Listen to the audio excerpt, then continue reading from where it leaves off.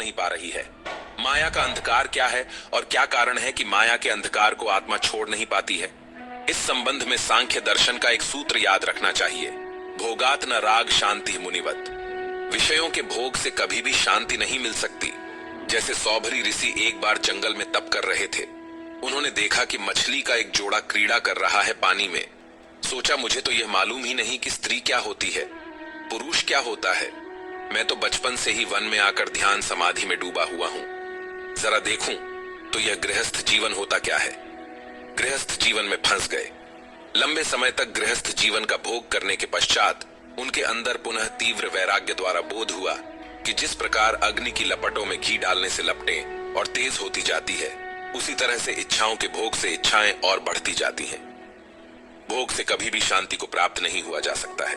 जैसे एक शराबी है, जितना ही शराब पीता जाएगा उसके अंदर चित्त में वैसे ही संस्कार बसते जाएंगे। दिन पर दिन वे संस्कार इतने परिपक्व हो जाएंगे कि छोड़ना उसके बस की बात नहीं रहेगी।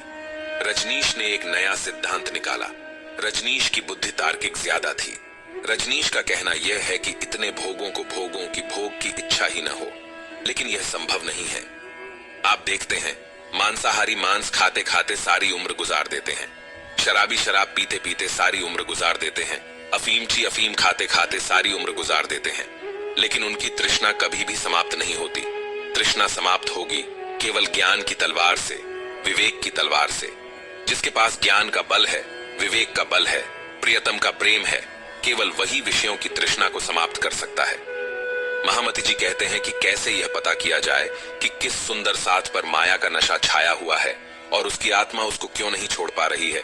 तारतम ज्ञान जब हमारे हृदय में प्रवेश करेगा तब हम समझ जाएंगे कि ये तृष्णाएं मात्र क्षणिक हैं। दुख का कारण क्या है? तृष्णा। गौतम बुद्ध को घोर तप के बाद प्राप्त ज्ञान का सार यही मिला कि सारे दुखों का कारण तृष्णा है और तृष्णा का परित्याग ही दुख का बंधन छुड़ाकर निर्वाण पद की प्राप्ति कराता है। तारतम ज्ञान की दृष्टि से देखते हैं तो इस सारी दुनिया की बड़ी बड़ी विचारधाराएं बच्चों के खेल जैसे लगती हैं। वाणी में ज्ञान का तात्विक दर्शन कितना ऊंचा है, इसकी महत्ता हमको अभी भी मालूम नहीं चल पाई है। जैसे कोहिनूर हीरा सबसे पहले एक ऐसे व्यक्ति के हाथ में लगा जो हल जोता करता था। उसने उसे हल की मुठिया में लगा दिया कि जोतते समय मेरे हल का मुठिया चमकता रहे। उसको पता ही नहीं था कि इस हीरे की कीमत क्या है। बुद्ध की विचारधाराओं, जैन मत की विचारधाराओं, सनातन पंथी हिंदुओं के 1000 मत पंथों की विचारधाराओं को वाणी के प्रकाश में जब तौलते हैं तो जिनके ऊपर धनी की कृपा होगी उनको हंसी आ जाएगी कि बेचारे ये संसार के प्राणी कहां भटक रहे हैं। लेकिन जब हम आत्मनिरीक्षण करेंगे तो सबसे पहले हंसी स्वयं पर आएगी कि इतने बड़े ज्ञान की थाती को लेकर न तो हमने अपने समाज में फैलाया, न ही संसार वालों को दिया। सबसे बड़ी हंसी के पात्र हम ही बनेंगे। जब 7वें दिन न्याय की लीला होगी, योग माया के ब्रह्मांड में तो सारी दुनिया कहेंगी कि परम धाम के ब्रह्म मुनियों, हमें तो पता ही नहीं था।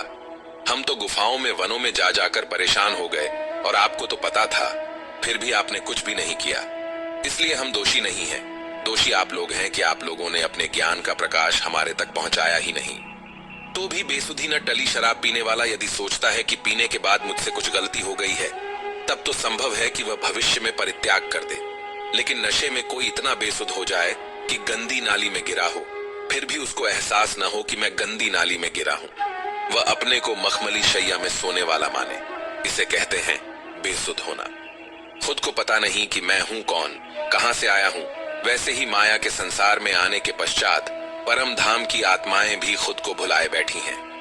माया की नींद ने उनको बेसुध कर दिया है। बेसुध का तात्पर्य क्या है?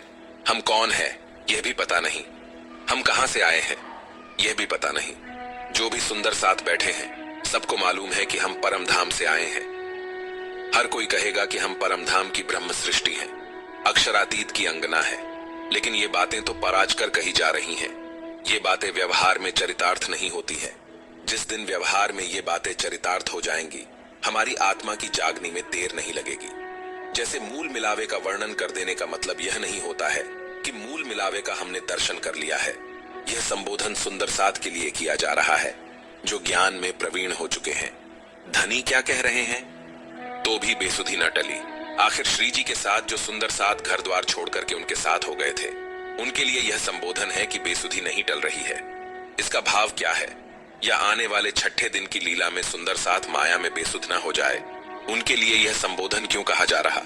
जब वाणी सुंदर साथ के हृदय में प्रवेश कर गई है, इसके पश्चात भी इस तरह की बातें कहने का तात्पर्य क्या है?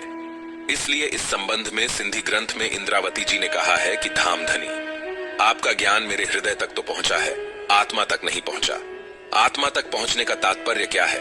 हम वाणी की चौपाइयों को पढ़ सकते हैं, इसे हमारे जीव की बुद्धि ग्रहण कर रही है, हमारा चित्त ग्रहण कर रहा है, हमारा मन ग्रहण कर रहा है। यानी हृदय में ज्ञान है, व्यवहार में नहीं। रावण के अंदर भी चारों वेदों का ज्ञान बैठा हुआ था। रावण सामान्य व्यक्ति नहीं था, विद्वता में राम से भी आगे था।